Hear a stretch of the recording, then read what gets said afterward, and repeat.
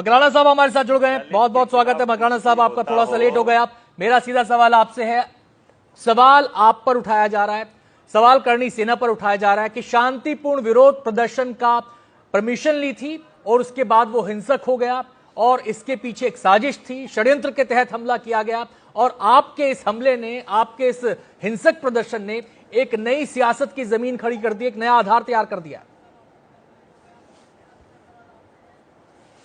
कहाँ क्या हो गया मुझे बताइए एक बार। इनको पूछिए, जितने भी यहाँ प्रवक्ता बैठे हुए हैं, जितने भी यहाँ अपने आप को डिफेंड कर रहे हैं दलित के तौर पे या कोई भी कांग्रेस के तौर पे, मैं पूछना चाह रहा हूँ कहाँ किसी के चोट आ गई तलवार लहराने से? हमारे बाप दादाओं की विरासत था तलवार, हमारे लड़ने का अधिकार था। भारत आजाद के बाद हमसे जो एक अधिकार छीना गया, केवल तलवार लहराई नहीं गई लड़ने का मकराना जी, केवल तलवार लहराई नहीं गई, डंडे केवल लहराए नहीं गए, घर में तोड़फोड़ हुई है, वहां पर तोड़फोड़ हुई है, उसकी तस्वीरें पूरे देश ने देखी। कौन से घर में तोड़फोड़ हुई है? किसी घर में तोड़फोड़ नहीं। रामजी लाल सुमन के यहाँ जब आप विरोध प्रदर्शन करने गए थे वहां पर तोड़फोड़ हुई थी या नहीं हुई थी?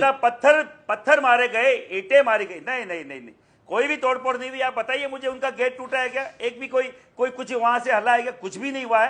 केवल एक प्रोपेगेंडा खड़ा कर दिया गया, वहां तोड़फोड़ हुई है, वहां 500 आदमी पहुंच गए। भैया आपकी पुलिस क्या कर रही थी? हमारा प्रशासन है क्या वहां पर? हमारा राज है क्या वहां पर? आप मुझे बताइए। जिन किसी का भी राज है, मैं क्या बोलना चाह रहा हूं, अगर तलवार लहराई गई आगरा में तो किसी के कोई इंजर्ड हुआ, किसी का कुछ हुआ? कभी नहीं, कुछ नहीं हुआ। लेकिन राजपूत का कहना है तलवार। अब रामजी लाल सुमन ये कह रहे हैं, अब रामजी लाल सुमन ये कह रहे हैं, पूरी की पूरी बात आपके उस प्रदर्शन पर आके टिक गई। अब रामजी लाल सुमन ये कह रहे हैं कि राणा सांगा को लेकर जो कहा गया, सुना गया, उसे भूल जाइए, वो बीते जमाने की बात हो गई।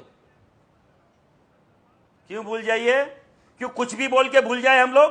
क्यों हमारे ऐतिहासिक पात्रों के ऊपर कुछ भी टिप्पणी होगी और हम भूल जाएं? आप माफी नहीं मांगेंगे? आप हठधर्मिता पे आएंगे? आप उस देश के सर्वोच्च उसमें भवन में, आप हाउस में आप बोल रहे हैं और इस निर्लजता के साथ बोल रहे हैं कि वो गद्दार थे, उनके पूर्वज गद्दार हैं। कैसे बोल सकते हैं आप?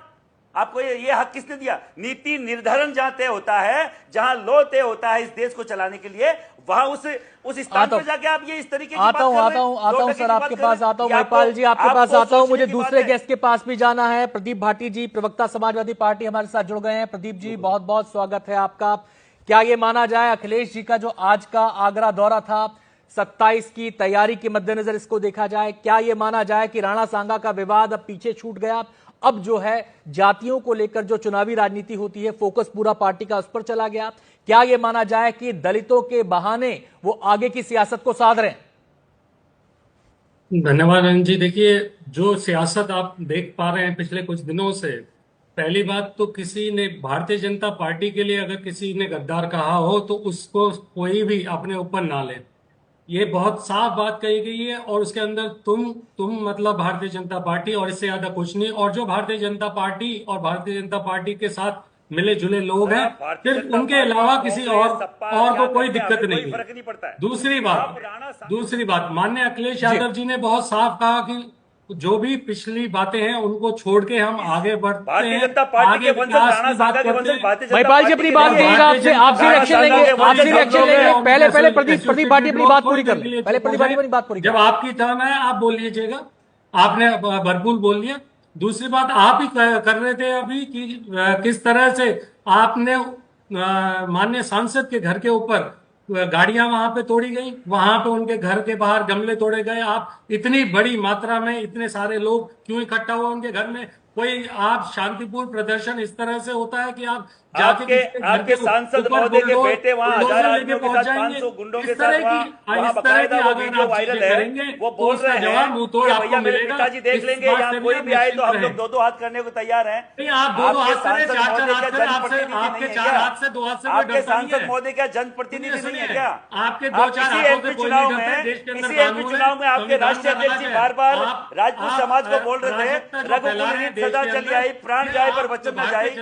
आप खुद इस सरकार सुनिए मेरी बात को। इसी चुनाव में आप बार-बार राजपूत समाज की सिंपैथी लेने के लिए बकायदा बोल रहे थे कि राजपूत समाज भोला भाला समाज है और हम उनके साथ खड़े हैं। तब कहाँ गए थे आप लोग? उससे सबको देश बड़े का आपको दलित, अच्छा लग रहे थे देश का राजपूत दलित, उत्तर राजपूत प्रदेश का समाज दलित अच्छा लग रहा था हाथ कि है। भोली भाली कौम है, देखिए, लगातार राजपूत अगर आप समाज बीच का में हमें साथ बोलेंगे तो चाहिए। मैं भी चलिए, आपको बोलने नहीं महिपाल जी, दूंगा। महिपाल जी, महिपाल जी, महिपाल जी हो गया, आपसे प्रतिक्रिया लेंगे, आपसे प्रतिक्रिया लेंगे, महिपाल जी, महिपाल जी, आपसे प्रतिक्रिया लेंगे, महिपाल जी, आपसे प्रतिक्रिया लेंगे। प्रदीप भाटी को अपनी बात पूरी करने दें। प्रदीप भाटी जी, आपने राणा सांगा को लेकर अपनी बात कह दी। जो मेरा सवाल था इसके पॉलिटिकल साइड का, क्योंकि अब मसला इसकी पॉलिटिकल साइड का हो गया है। ऐसा लगता है रामजीलाल सुमन खुद कह रहे हैं कि वो बीते ये जमाने बात की किसी बात से- है। जी, देखिए अनंत जी, ये बात किसी से छुपी नहीं है। हम जो लड़ाई लड़ रहे हैं, पीडीए की लड़ाई लड़ रहे हैं, उसमें पिछड़ा दलित हमारे सब गरीब भाई बहन आते हैं। हमने हर बार हमेशा उनकी लड़ाई लड़ी है। आप इस बार भी देखेंगे, अगर किसी के साथ कोई कुछ गलत चीज हो रही है, आप उत्तर प्रदेश में देखिए, सबसे ज्यादा दलितों के साथ अत्याचार हो रहा है। क्या ये बात छुपी है? ये तो एनसीआर की रिपोर्ट कहती है कि जब सबसे दलितों पर ज्यादा अत्याचार की बात आती है, और प्रदीप भाटी जी, नहीं, प्रदीप एक भाटी एक जी, दो बातें एक और सुन मिनट, लीजिए। एक मिनट सर, एक मिनट मेरी बात भी सुन लीजिए। जब प्रदीप भाटी जी दलितों पर अत्याचार की बात आती है तो सामने एक पिक्चर चस्पा कर दी जाती है समाजवादी पार्टी के, वो ये। मैं आता हूं, मैं महिपाल जी का यहाँ पे रुक करना चाहूंगा।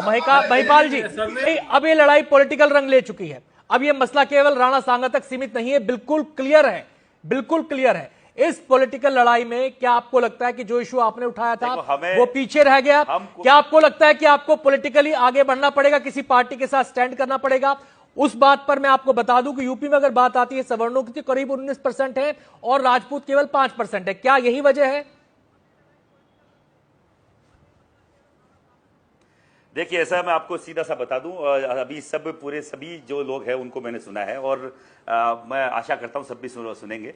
राणा सांगा देश के हीरो हैं।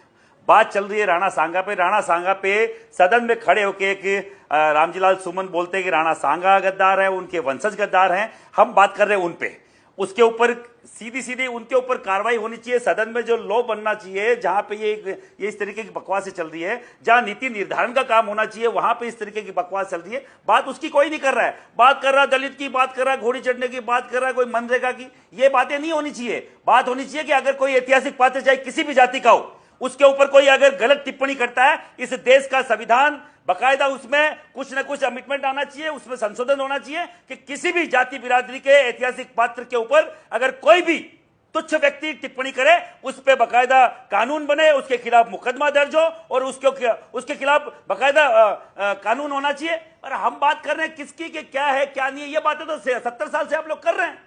हम लोग यहाँ क्यों सड़कों पे थे? हम लोग क्यों वहां आगरा गए? अभी भी क्यों हम लोग दिल्ली की तैयारी कर रहे हैं? हम चाहते हैं इस पे कानून बने। 9 तारीख को आने वाले महीने में, अप्रैल मई में, 9 मई को हम लोग दिल्ली आ रहे हैं और हम लोग इस बात के साथ आ रहे हैं कि इस पे कानून बने। लाखों की संख्या में आ रहे हैं और बाकायदा हम डिमांड करेंगे, जो भी सरकार इस पे बात करेगी, ऐतिहासिक पात्रों के ऊपर कोई भी टिप्पणी करे, चाहे मेरे समाज का हो चाहे किसी भी समाज का हो, ऐतिहासिक पात्र जाति में बांटने के लिए नहीं बने।